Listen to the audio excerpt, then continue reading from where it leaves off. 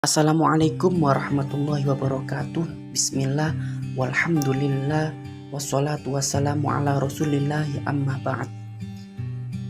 Bertemu kembali dengan saya Ahmad Husain Effendi dari Prodi Pendidikan Agama Islam kelas 6C, di mana pada pertemuan kali ini kita akan belajar tentang meniti hidup dengan kemuliaan.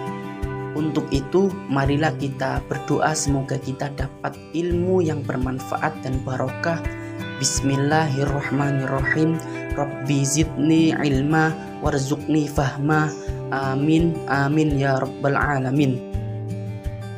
Kita masuk pada materi yang pertama, yakni mujahadah an-nafs, atau yang kita kenal dengan pengendalian diri atau kontrol diri. Pengertiannya yakni menahan diri dari segala perilaku yang dapat merugikan diri sendiri dan orang lain, seperti sifat serakah dan tamak. Dalam literatur Islam, pengendalian diri juga dikenal dengan istilah puasa. Puasa merupakan salah satu cara agar kita dapat belajar untuk mengendalikan diri, karena ketika kita berpuasa, yang ditahan tidak hanya lapar dan haus saja, tetapi juga hawa nafsu kita, baik itu marah dan hawa nafsu untuk melakukan hal-hal buruk lainnya.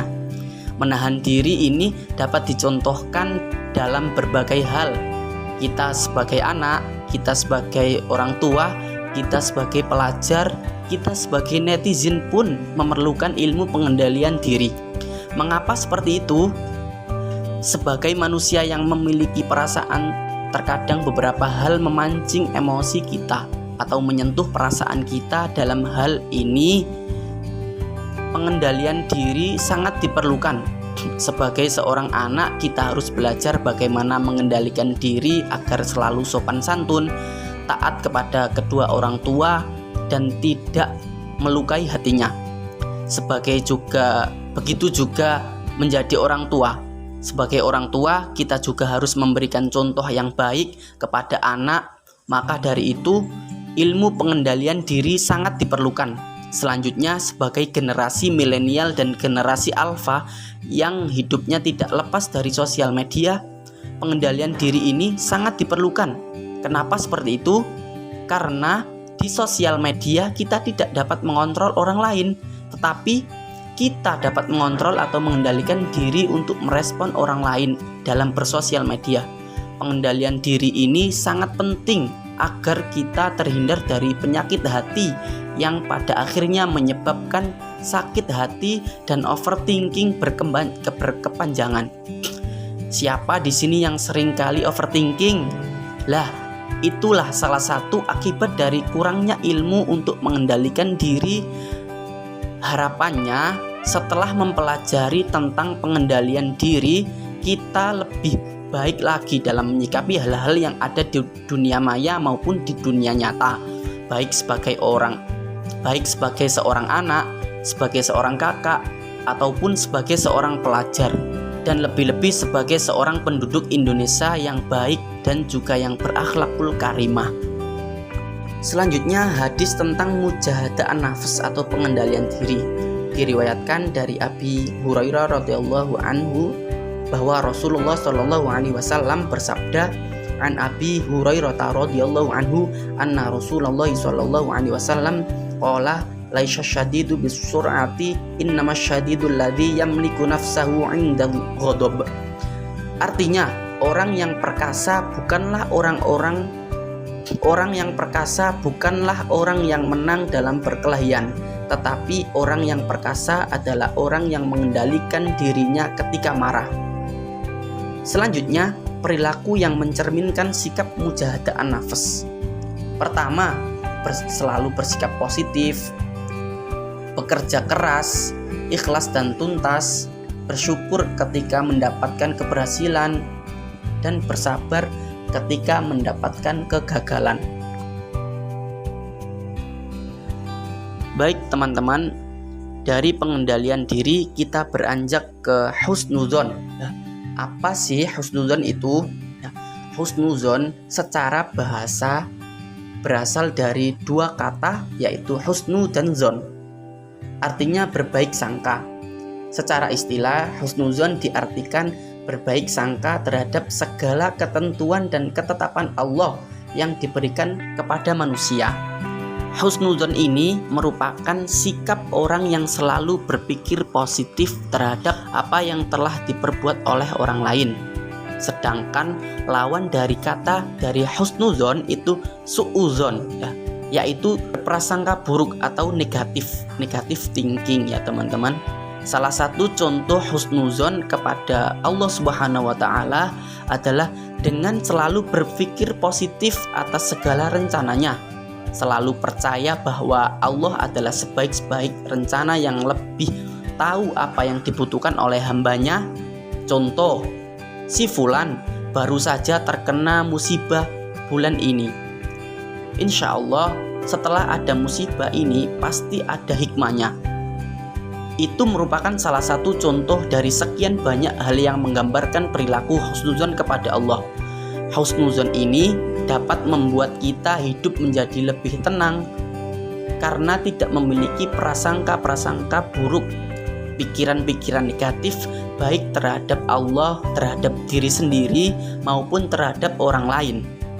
Hal ini juga tidak menyebabkan overthinking. Perlu diterapkan dalam kehidupan sehari-hari ya. Tentunya demikian penjelasan mengenai husnuzon atau berprasangka baik. Selanjutnya hadis tentang prasangka. Rasulullah SAW bersabda, jauhkanlah dirimu dari prasangka buruk karena sesungguhnya prasangka itu adalah perkataan yang paling dusta. Hadis riwayat Bukhari. Kemudian contoh perilaku husnuzon. Nah teman-teman, inilah contoh perilaku husnuzon. Pertama, memberikan semangat kepada orang lain yang hendak melakukan kebaikan. Kedua, memeriksa kebenaran berita yang didengar. Nah, teman-teman, ketika kita mendapatkan informasi ataupun berita dari seseorang, maka kita harus memeriksa kebenarannya terlebih dahulu ataupun mengkonfirmasi lah. Sifat mengkonfirmasi itulah perilaku husnuzon ya. Ketiga, yakni bersabar dalam menghadapi cobaan dari Allah Subhanahu wa taala. Terus bersabar karena cobaan ataupun pemberian dari Allah itu selalu baik. Kita harus terus berprasangka baik kepada Allah Subhanahu wa taala. Yang terakhir yakni bersyukur kepada Allah Subhanahu wa taala. Teman-teman, kita lanjutkan pada materi ukhuwah atau persaudaraan. Persaudaraan dalam Islam disebut juga dengan ukhuwah Islamiyah. Ukhuwah Islamiyah juga merupakan suatu ikatan persaudaraan antara sesama orang Islam. Di dalam Islam, persaudaraan atau ukhuwah bukanlah sebatas hubungan kekerabatan karena faktor keturunan saja, tetapi yang dimaksud dengan persaudaraan dalam Islam adalah persaudaraan yang diikat oleh tali akidah atau saudara sesama muslim, dan persaudaraan karena fungsi kemanusiaan.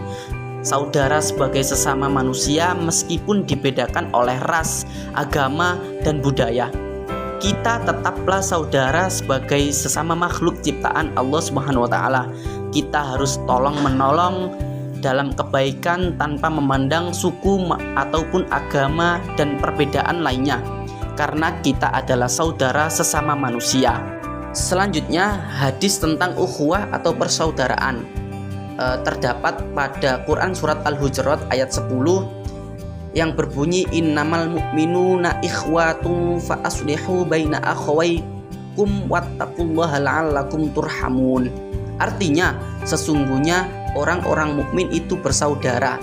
Karena itu damaikanlah antara kedua saudaramu yang berselisih dan bertakwalah kepada Allah agar kamu mendapat rahmatnya. Alhamdulillah, terima kasih ya teman-teman sudah berjuang dengan hebat dan belajar dengan penuh semangat. Tetap jaga kesehatan. Sampai jumpa di pertemuan selanjutnya ya teman-teman. Mohon maaf dan terima kasih. Wassalamualaikum warahmatullahi wabarakatuh.